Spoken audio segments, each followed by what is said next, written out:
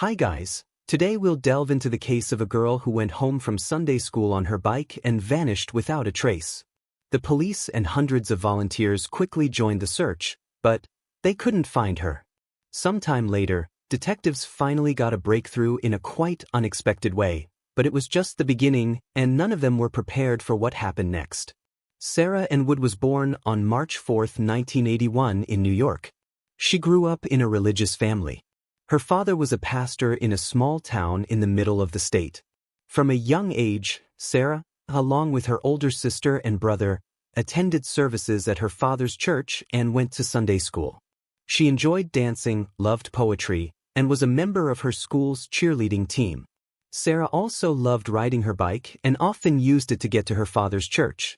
It was less than a mile from her home, and Sarah regularly rode there for services, Sunday school, or just to help her father with something. On August 18, 1993, when she was 12, Sarah, as usual, rode her bike to church for Sunday school. The classes were conducted by other church members while her father stayed home. Her parents expected Sarah to return in the afternoon, right after the classes. But, as time passed and she didn't come back, they began to worry. After waiting a little longer, they headed to the church, thinking Sarah might have stayed behind with other kids, but she wasn't there. The Sunday school teachers said that she had left on her bike right after classes. They also mentioned that she took with her a few books, some colorful folders, and a small display board.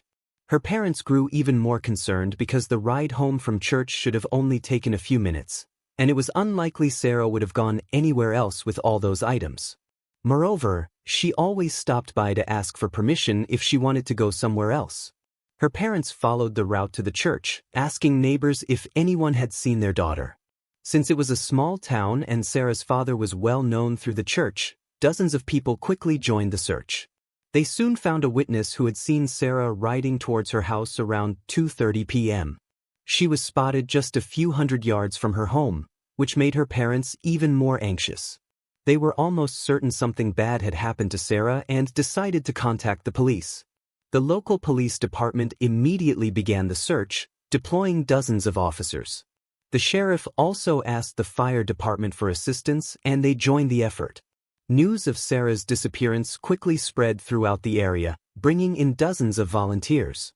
In just the first few hours, several hundred people were already involved in the search. The police focused on the route from the church to Sarah's home, scouring the fields and woods on both sides of the road.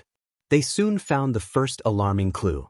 Just a few yards into the woods, they discovered Sarah's bike leaning against a tree. The police focused on that area and soon found the items Sarah had taken from Sunday school, hidden under a bush.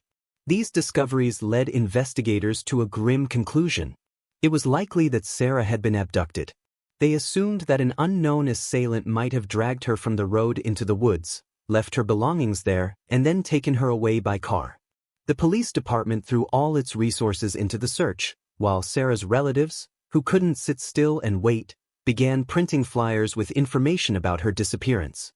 With the assistance of dozens of volunteers, they distributed these flyers not only in their town, but also in neighboring cities. Despite all the efforts, the first day of the search ended with no results. Police and volunteers combed the area within several miles of the road until nightfall, but, unfortunately, they didn't find any new clues. The search continued the next morning with even more people joining in. The state police also got involved, focusing on finding a possible suspect. Investigators questioned all the town's residents, hoping someone might have seen a stranger or a vehicle that could be connected to Sarah's disappearance. Sarah's parents organized an improvised headquarters staffed by dozens of volunteers.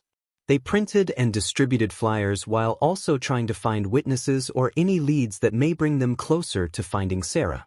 Local media soon began covering the case, and in the following days, news of Sarah's disappearance spread nationwide.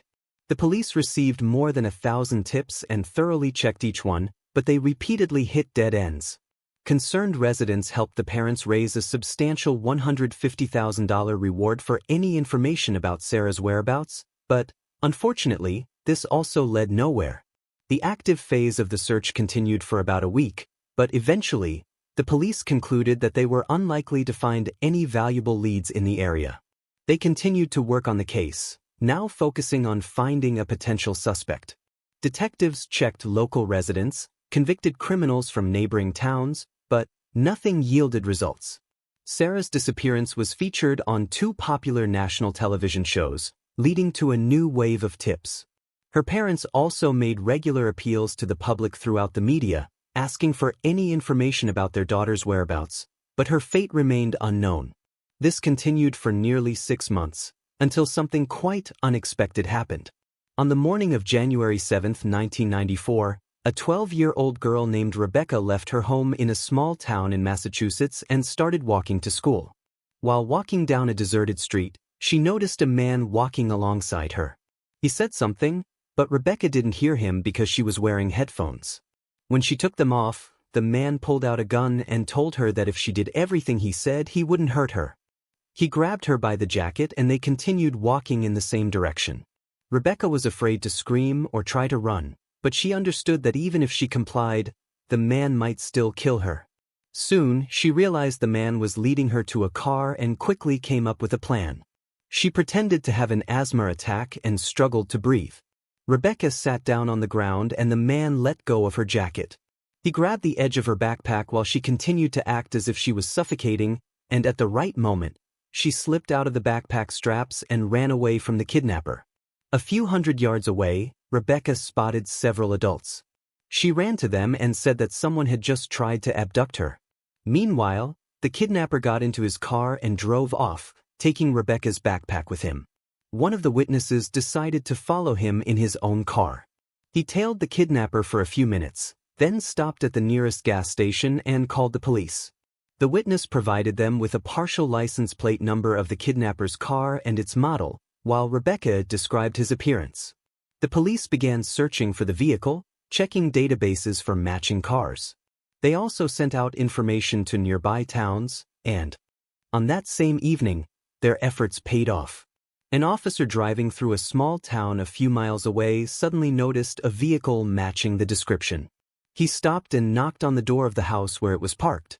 There were several people inside, and the officer asked who owned the pickup truck. The vehicle's owner explained that he hadn't used it in a long time because he had lost his sight. Said of his neighbor, 43-year-old Lewis Lent, often used the truck. Lewis was a handyman who helped the blind neighbor with various household chores in exchange for using the pickup. Lewis said that the last time he drove the truck was the previous day, and he hadn't used it since. Despite this, the officer asked him to come to the station for questioning, and Lewis agreed. The man continued to insist that he hadn't used the pickup that day.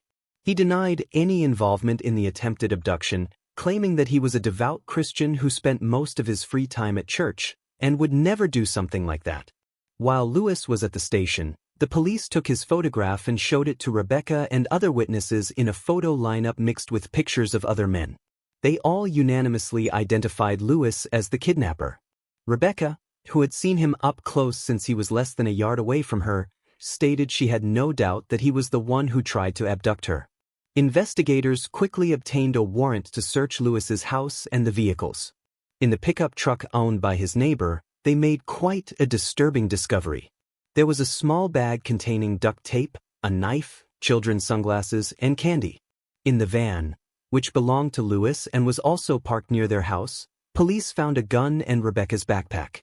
Inside the house, investigators found something even more startling: a large, secret room dug out beneath the house, which was still under construction. With all this evidence, the police arrested Lewis for the attempted abduction. Initially, he continued to insist on his innocence, but pretty soon decided to confess to everything. He admitted that he traveled to Rebecca's town looking for a victim, bringing along his so-called kidnapping bag that he always kept in his car. Lewis then explained the purpose of the secret room he was digging under his house, and his story shocked even the police. He revealed that he planned to turn it into a full-fledged bunker where he intended to hold kidnapped victims. Lewis said he aimed to abduct 11 girls, aged 12 to 17, to satisfy his horrific fantasies. He added that until the room was finished, he didn't plan to keep his victims there long, intending to kill them within a few days. In Lewis' house, the police also found a list of several names. Upon identifying these individuals, they realized all of them were children living not far from Lewis' home. It appeared that Lewis had been considering them as potential future victims once he completed the secret room. After his confession, Lewis was placed in jail awaiting trial for attempted abduction. Investigators continued to visit him to gather some additional information, and during one of these visits, he unexpectedly confessed to another crime. Lewis revealed that 4 years prior, in October 1990, he was working as a janitor at a movie theater in the same town where he later attempted to kidnap Rebecca. On the evening of October 22nd, he left work and saw 12-year-old James Bernardo riding his bike near the parking lot. Lewis immediately decided to abduct him with the intent of assaulting him. There were no witnesses in the parking lot, and he had a bag with his kidnapping kit in the van, the same one that police later found during the search. Lewis offered him $5 to help set up chairs in the movie theater, and James agreed. Lewis led him to the empty theater where he tied him up. He then drove his van closer to the entrance, dragged the boy and his bike inside, and took him to his home. He left the boy there and drove to a nearby lake to get rid of the bike. After throwing it into the water, Lewis returned home and attempted to assault the boy, but was unsuccessful, so he decided to dispose of the victim. He dragged him into his van and drove to a neighboring state, where he killed him and left the body in the forest. It was soon discovered by a hunter who reported it to the police. However, over the course of several years, detectives were unable to get closer to identifying the culprit. Now, comparing Lewis' statement with the case materials, they found that he provided a vast amount of facts and details about this crime that perfectly matched reality. After Lewis's confession, news about him spread quickly through the whole country. In just a few days, police realized they were dealing with a man who not only tried to abduct a girl and was building a secret bunker for other victims, but also confessed to a murder no one suspected him of. Investigators in New York who were searching for Sarah would also heard about Lewis's case. They looked into the details of Rebecca's abduction attempt and requested more information about Lewis himself. Before that, profilers had created a profile of Sarah's potential abductor, and Lewis seemed to fit it quite well. The investigators decided to talk to him and went to the prison. During the interrogation, he mentioned that he often traveled to the neighboring state because he had close relatives living there. Lewis also said that sometimes during these trips, he drove through small towns looking for victims. And, on August 18, 1993, he noticed Sarah. According to him, she was walking along the road with her bike beside her. Lewis pulled up next to her, got out of the car, and used a gun to force her into the van. He tied her up, then dragged her belongings and bike a few yards off the road into the woods so they wouldn't be found too quickly.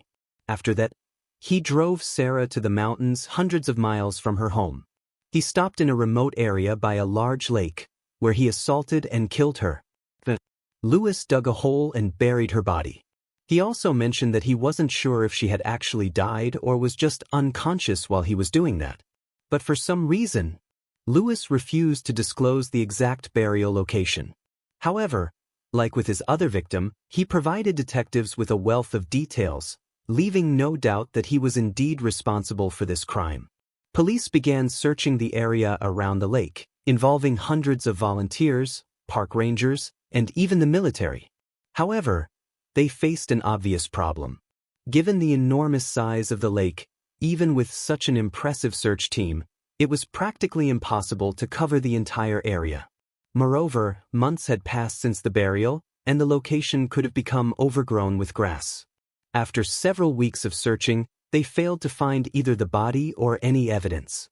Nevertheless, detailed testimony with precise details of the abduction was enough to charge Lewis with the murders of both Sarah and 12-year-old James. In January 1995, Lewis was sentenced to 17 to 20 years in prison for the attempted abduction of Rebecca. The following June, the trial for James' murder began, and Lewis pleaded guilty before the judge. He also told his lawyer that he wanted to confess to Sarah's murder immediately, but when he entered the courtroom and saw her parents, he suddenly changed his mind.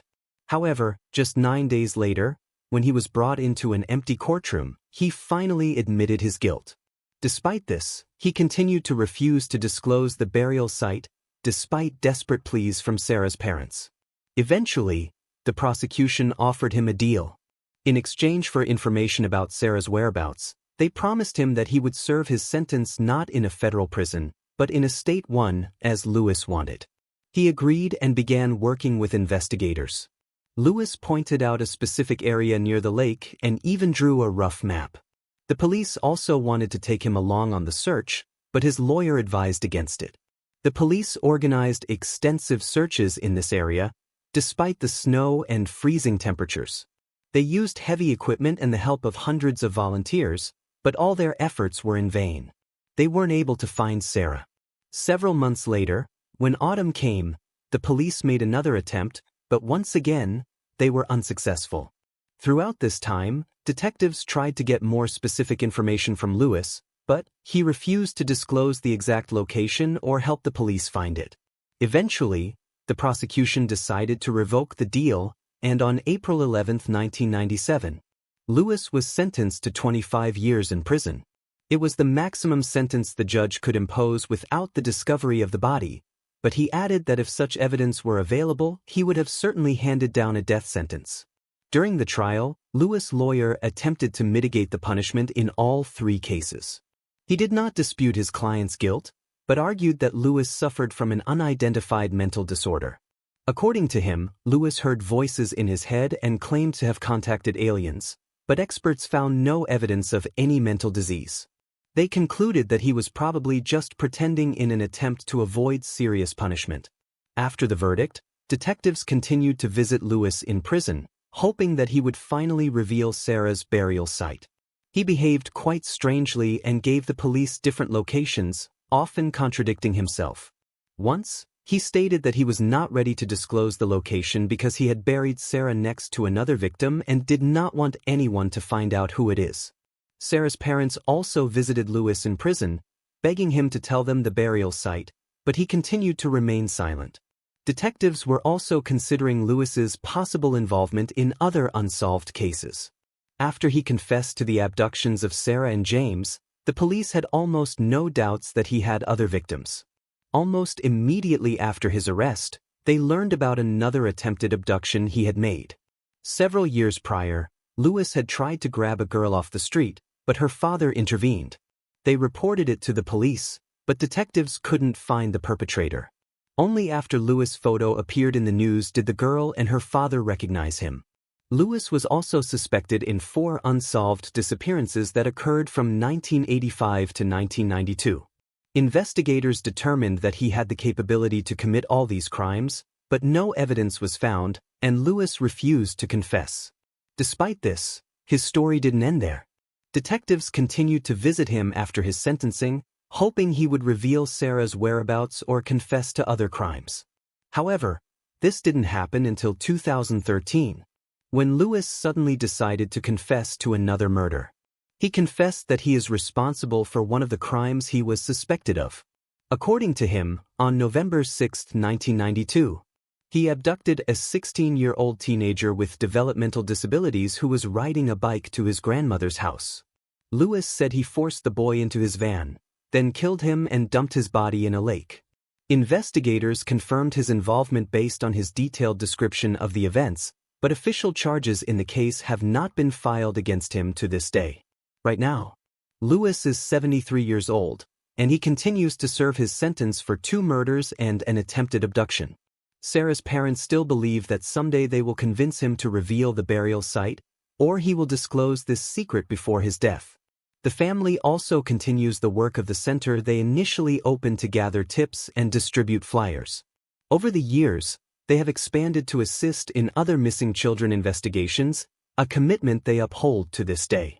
Primarily focused on distributing flyers, their efforts helped reunite 399 children with their families in 2017 alone. In memory of Sarah, her relatives also organize an annual bike ride. Initially attended by just a few people, over the years, the number of participants has grown steadily. Currently, several thousand people regularly participate in the event, also helping to raise significant funds to support efforts to find missing children. Police have no plans to give up the search for Sarah's burial site, regardless of Lewis's willingness to disclose this information. They intend to continue search operations in the areas he has indicated until they succeed in finding her. Share your thoughts on this story in the comments section and don't forget to press the like button if you enjoyed my video.